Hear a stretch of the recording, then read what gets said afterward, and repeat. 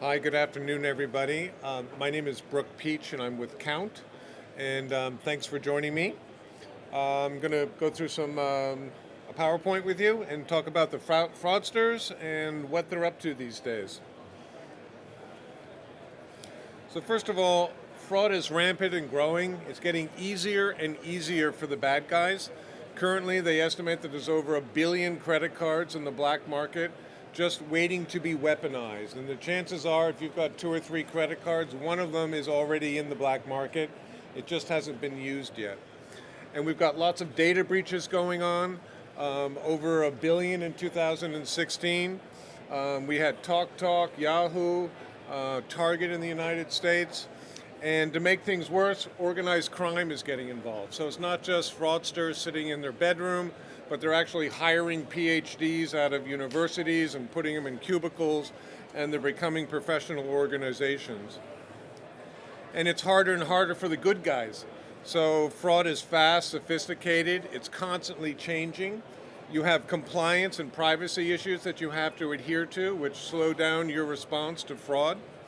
And it's all about the user experience. You know, we want a frictionless user experience. And the more fraud controls that we heap onto our e-commerce, the harder it is for the user, and eventually they find another site. And at the end of the day, it's all about rules that are for the good guys. So bad guys have no rules, good guys have lots of rules. Who are the fraudsters? When you have a brick and mortar store, you can see people walking around, you can profile, you can see their behavior. But when you're online, you don't know who they are, you can't see them, and you don't have that visibility to set up a profile. And if we look at the financial network, we've got hundreds of millions of transactions going on every day, but we don't know what to look for. We don't know where the hotspots are, where the fraud is happening. So it's very hard for the operators to detect and spot fraud. And their identity.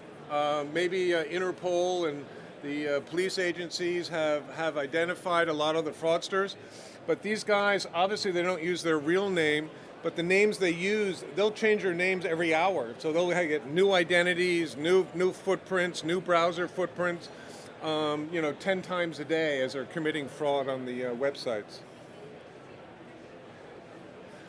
And one of the cybercrime capitals in the world happens to be in Romania. It's a small town of 127,000 people, and they have over 100 criminal gangs there operating now. And a bulk of the scams are fraudsters offering fake goods for sale online. One hacker posed as an eBay worker and stole the details of 3 million users. But despite this poor town, they have a Mercedes-Benz dealership and an upscale shopping mall where the fraudsters spend their cash. So there's 3 elements of the fraud. There's the tools, there's the data, and the opportunity. And so first I'll talk about the tools. So one of my favorite is Anti-Detect. They're up to version 5. You can buy this on the web. It has everything in a box that you need to commit fraud on your e-commerce site. And so to make things worse, you've got the professional fraudsters, but now you've got the wannabe fraudsters. And this is their advertisement, which is kind of fun. I got banned. Aren't able to register favorite site account. Can't get our online casino banners for second time. Do you want to take few seats on poker table but don't know how?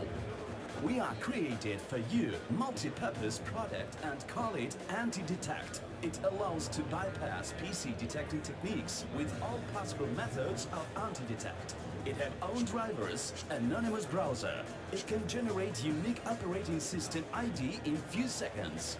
It is very powerful product for your internet business. Do you want to earn a lot of money and optimize your business?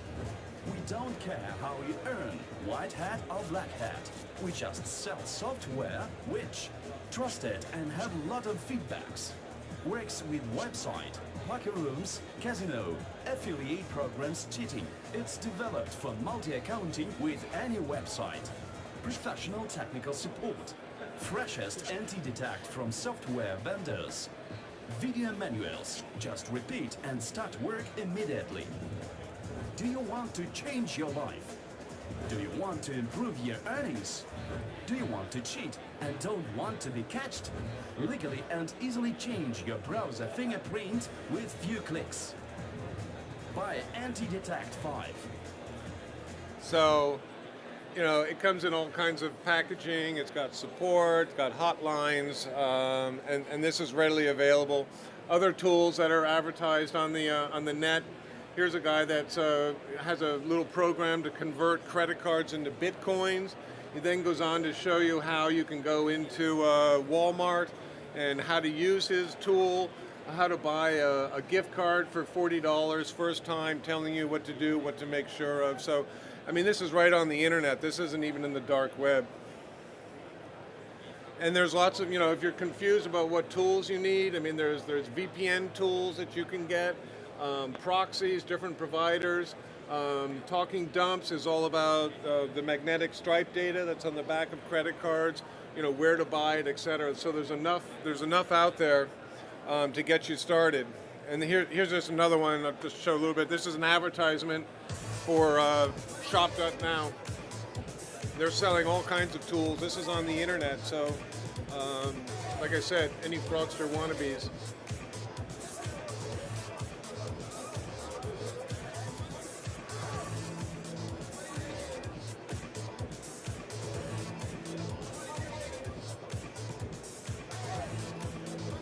Huge CVV database.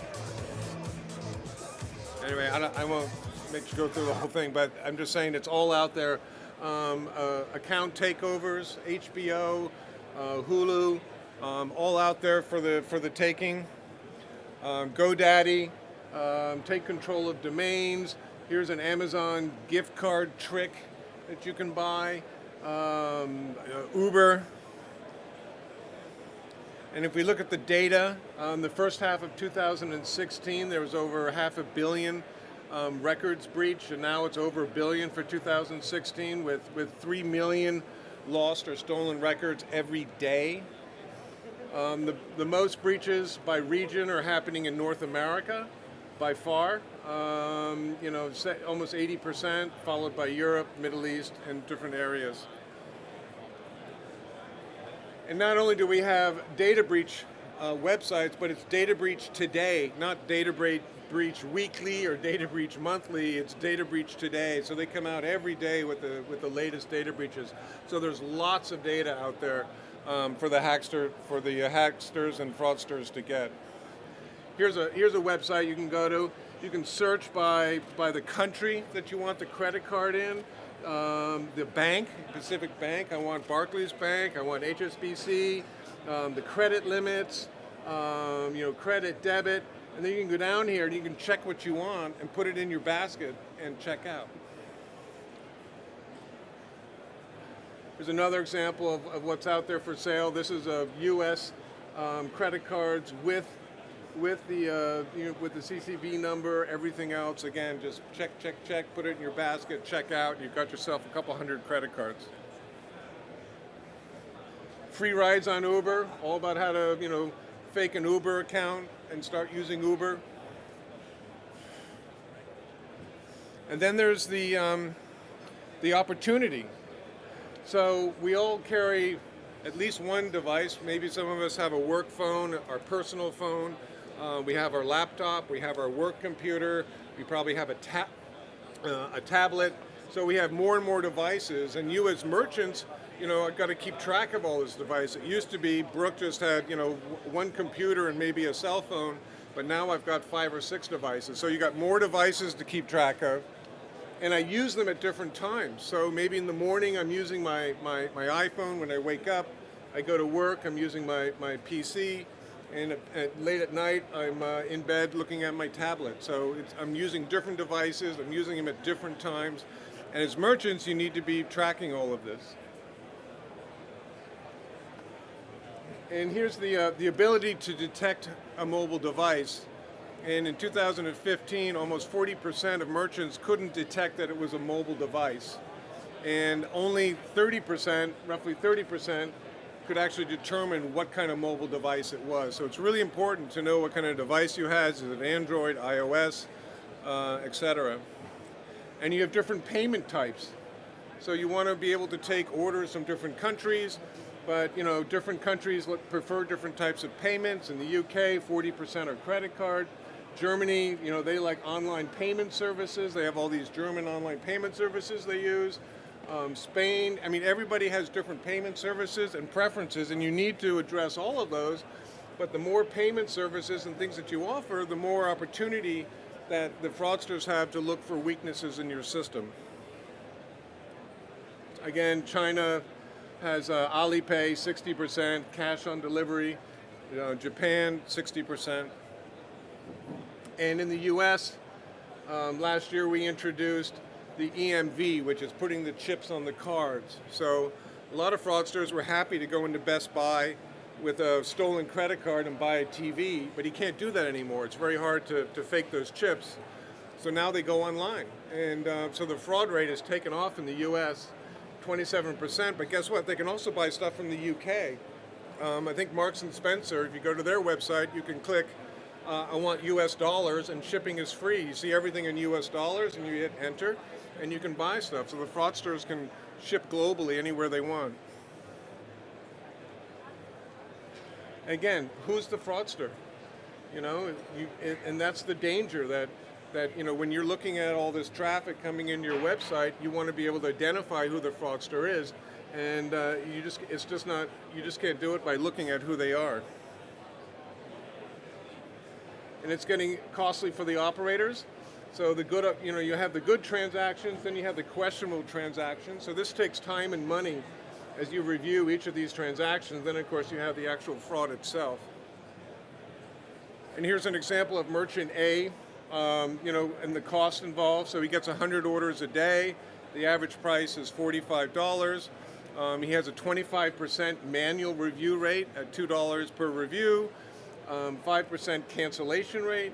So his daily cost is $275, or 18.5% of his business, which actually is at an annual cost of $100,000 for a small merchant.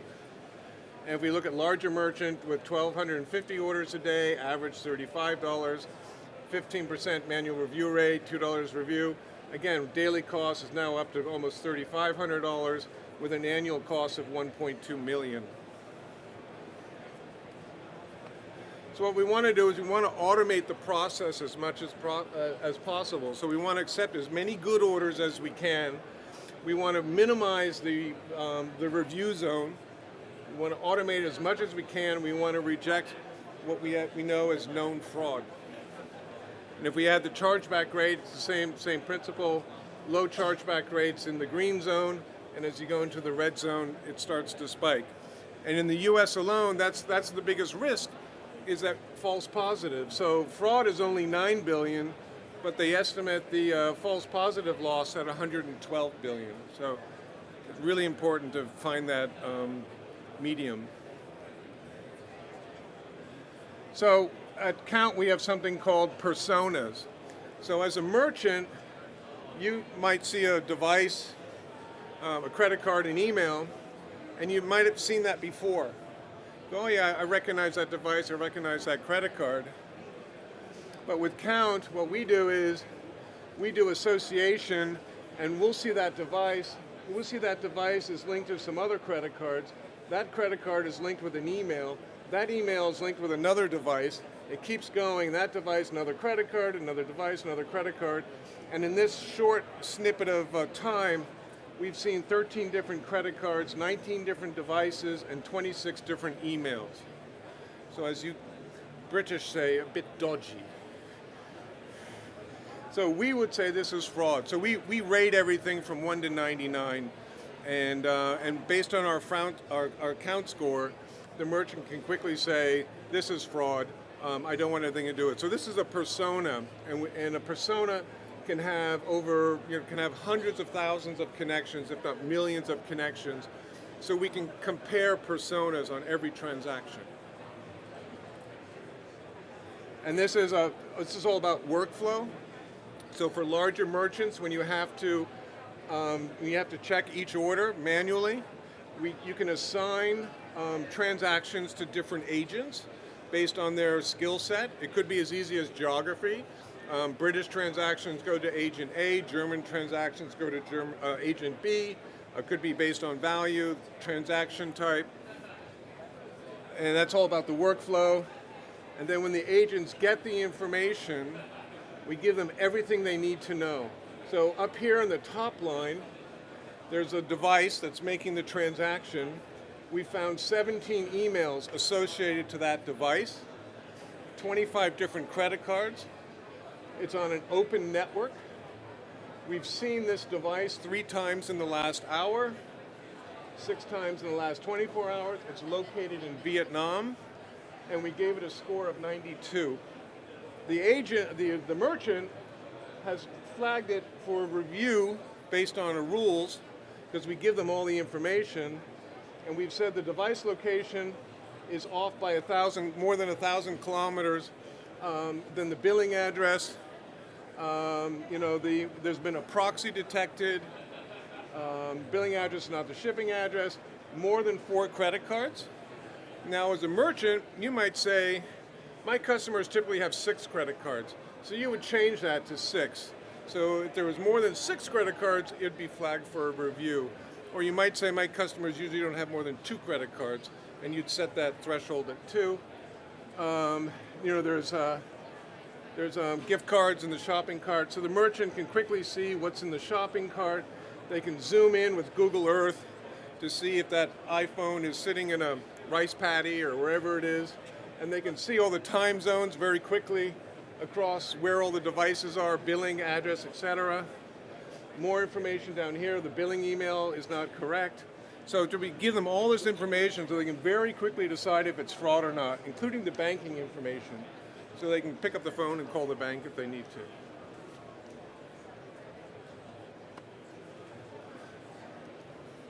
So we're right over here if anybody wants to come by and talk about fraud. And any quick questions, I'm happy to answer for you.